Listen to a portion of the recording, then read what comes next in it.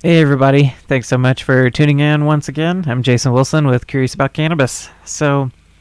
In this video, I wanted to review another tool that you might find interesting that's freely available online. I already did a video on a tool called Cannapedia by Medicinal Genomics, which is a genetics library that you can explore with strain data and all sorts of stuff in there. And in that video, I mentioned another genetics tool called the Phylos Galaxy, and I mentioned that I'd be looking at that. So, one, if you haven't checked out the review on Cannapedia, go check that out. And yeah, we're just going to dive in here. So, the website I'm on is just phylos.bio/galaxy, and that'll get you to the Phylos Galaxy. You can Google it too, whatever. There's controversy over Phylos these days. I'm more science and education oriented, not really so much about politics. The main thing I'll say is that Phylos made some comments at an investor event and had some, I'll say, unsavory things to say about the industry and the future of breeders and growers, which turn out to be their customer base up until now. So a lot of people were, I think, reasonably hurt by some of those comments, and Phylos lost a lot of trust in a lot of people. I'll just leave it at that. Regardless, they have this tool available that I think is worth reviewing, reacting to, and so that's what we're going to do. So we're at the Phylos Galaxy right now. We see a bunch of dots. This is also similar to, I also did a review video for a tool called Connect by Confident Cannabis. And this actually looks somewhat similar to that, in that it's a bunch of dots in three-dimensional space. And the idea is that this tool is showing you relationships. So it's showing you in three-dimensional space how samples are in any way similar to one another, and things that are farther away are more different, things that are closer together are more similar. So in a nutshell, that's what we're looking at. In the Connect tool by Confident Cannabis, the distance is related to chemical diversity. In this tool, the distance between dots is related to genetic diversity differences. Where to start here? Let's click something to see what happens. So I just clicked one of the dots. It highlighted Canatonic and AC/DC clone group. So I must be in somewhat of a CBD space. Can we zoom? There has to be a way to zoom. I don't believe that there's not. What happens if we hit play? It just moves around. Okay. What does this do? Okay, now we're really zoomed in. I don't know what's happening right now. I think this thing is taking me on a tour. There's no text anywhere to know what these buttons do. Let's see. Okay. Probably would help to click the information button first. So, welcome to the galaxy. The Phylos Galaxy is the world's largest database of cannabis DNA. Well, I think Medicinal Genomics might debate that now, because they claim that theirs is the most comprehensive. Anyway, the Phylos Galaxy is the world's largest database of cannabis DNA, featuring thousands of samples from over 80 countries. It's the most advanced population genetic visualization in existence. The Phylos Galaxy is protected by copyright, trademark, and patent pending rights, all rights reserved. Okay. Search for varieties or businesses using the search box at the top right, and a list will appear. Click on the variety or business name to see genetic reports, photos, flavor profiles, history narratives, and pedigrees. Here we go. This is something I wanted to understand immediately. Different star colors represent different genetic populations. Hemp, skunk, landrace, OG Kush, berry, CBD. Huh. I have no clue why there's a berry, OG Kush, and a skunk group. I don't know. These seem arbitrary. Maybe they are. I don't know. Anyway, if a cannabis sample belongs primarily to one population group, the color will match the population color. If the sample has a diverse background, its color will be a blend of two or more population colors. Okay, so these types of dots represent a unique variety. These bigger blue dots represent a group of clones. Are you ready? I guess. Well, let's look for moonshine haze. What? No moonshine haze?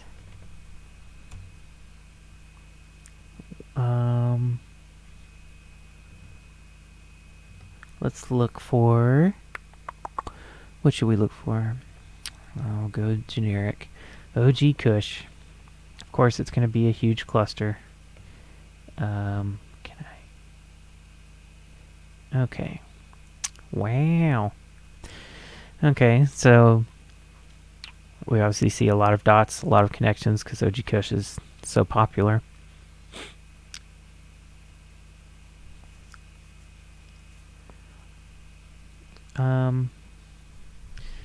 Let's look for Blue Dream. This was one I used to use as an example in workshops that I taught to show how unreliable strain names are, and it looks like it did not let me down. So I typed in Blue Dream.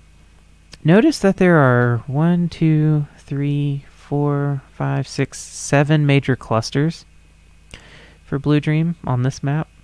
And look how different they are. Just like, look at how far apart they are. I mean, these are close together, but they're pretty far apart from there. Very far apart from this one. This one's very far apart from that one. These are clustered together, but this one's far apart from that one. So, okay, we just lost our... There we go. So you can see something's labeled Blue Dream. That may not mean too much. Let's search for something else. Actually, let's look at Blue Dream again, and let's click one of these, just the first one we see. This one came from California. Now we've zoomed in. Let's look at the genotype report, see what that looks like. Okay, so Phylos is doing something that any company like this should do. I mentioned it in the review of Cannapedia, but they've got a unique identifier here, which is critical. Cannot rely on strain names here.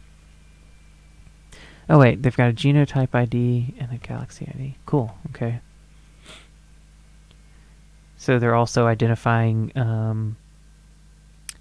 common genotypes into categories.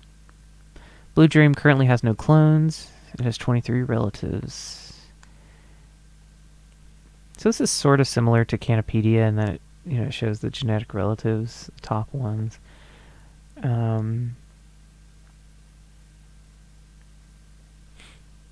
Blue Dream has heritage similar to varieties of OG Kush, with a smaller component of genetic variation similar to varieties in skunk, hemp, landrace, CBD, so almost everything.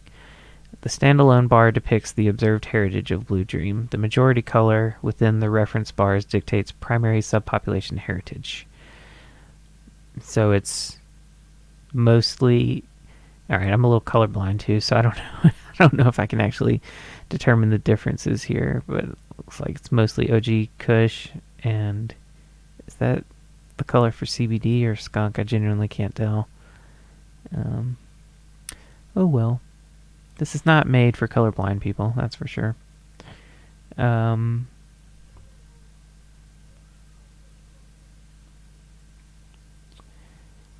Genetic novelty score. It is... What? Rare? Really? Varieties that have rare genetic knowledge scores have very few surrounding genetically similar varieties in the Phylos Galaxy. I'd be very interested to see if we pulled another Blue Dream sample, if it would be common. Because there's definitely some genetics of Blue Dream that are common. I don't know which cluster we need to look at, but Blue Dream has a high level of genetic variation. Okay.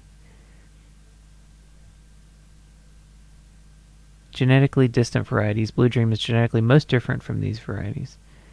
But see, talking about these strain names, it's just confusing.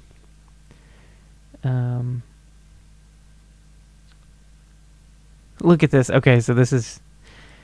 Wait. Blue Dream.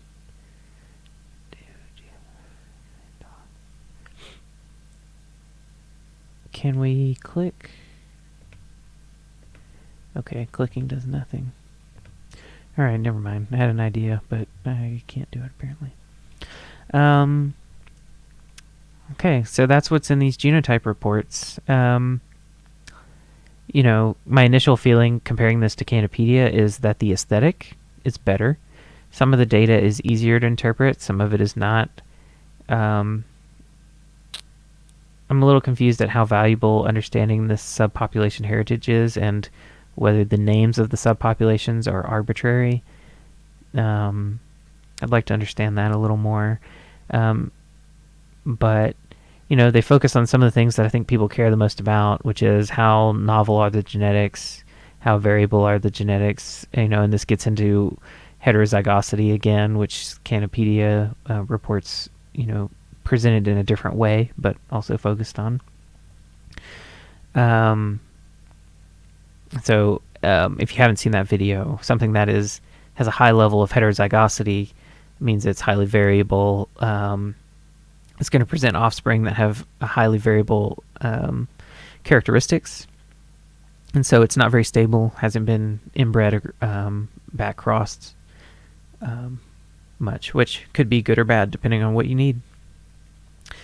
Yeah, so in general, this is very similar to Cannapedia.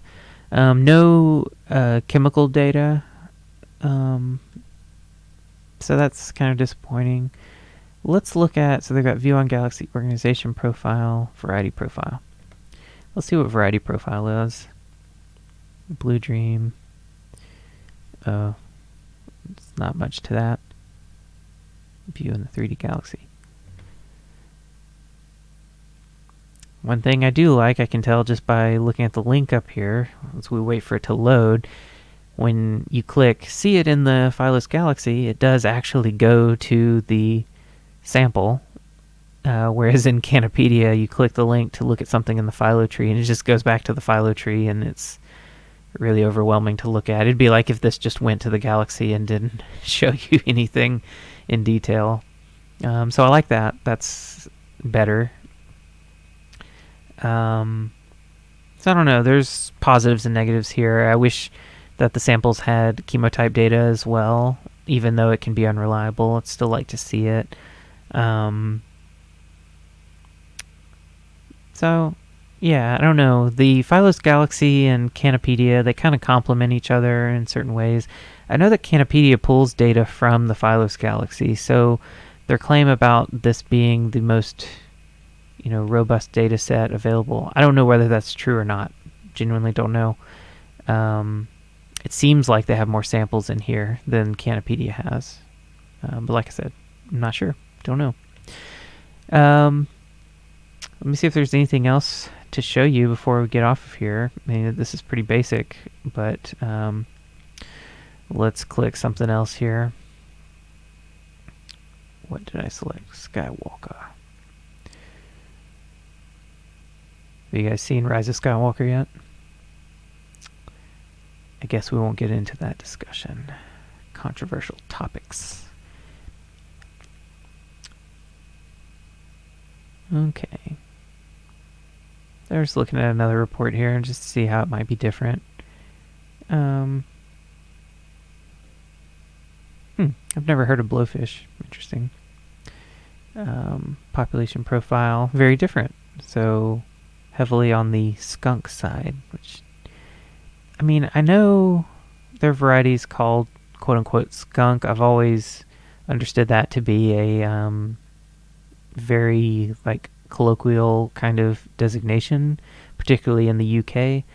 So I'm just confused about like what that actually means in this context. Anyway, here's one that's really, really common, about as common as the genetics get. So this sample of Skywalker, at least, is not very rare at all. It's extremely common, and it's got some moderate variation in its genetics. It is very different from gold Colombians. It's the same as Colombian gold and Panama red. Those are some old school landrace strains. Yeah. Well, interesting. You know, any of you that are growers out there, I'd really like to hear how valuable some of the stuff actually is to you. I know that these companies present it as being super valuable, but is it? I don't know. I'm not a grower, so let me know. Last thing, let's look at organization profile. We didn't look at that with the last sample. So this goes to a page about the company. Solar Organics shows where they are, and it shows how to contact them. Interesting. And what varieties they have in here. Can't remember if Cannapedia had anything like that or not, but it seems like this helps facilitate transactions without saying so. But I mean, they're giving you the company's email address and showing you the genetics that they have, so I don't see why they would do that unless it was to facilitate some commerce.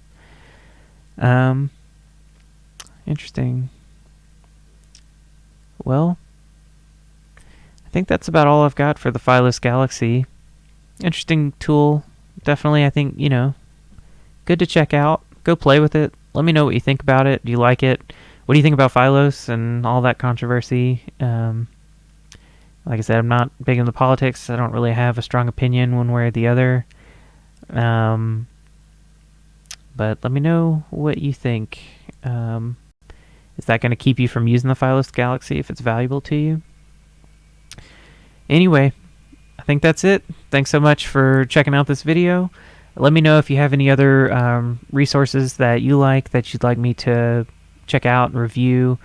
Always happy to add more tools to the learning arsenal here and to share these resources with other people. So anyway, if you like the video, make sure to hit like and share it with folks if you want to. Don't forget to subscribe to the channel and hit the bell icon so you get notified when new videos come out. I'm going to be releasing a lot of videos like this, reviewing resources that you can check out, books, movies, websites, all sorts of stuff, as well as there's going to be more podcast content coming, more interviews, all sorts of stuff are in the works. So check back soon. Thanks so much. Take it easy and have a great rest of your day.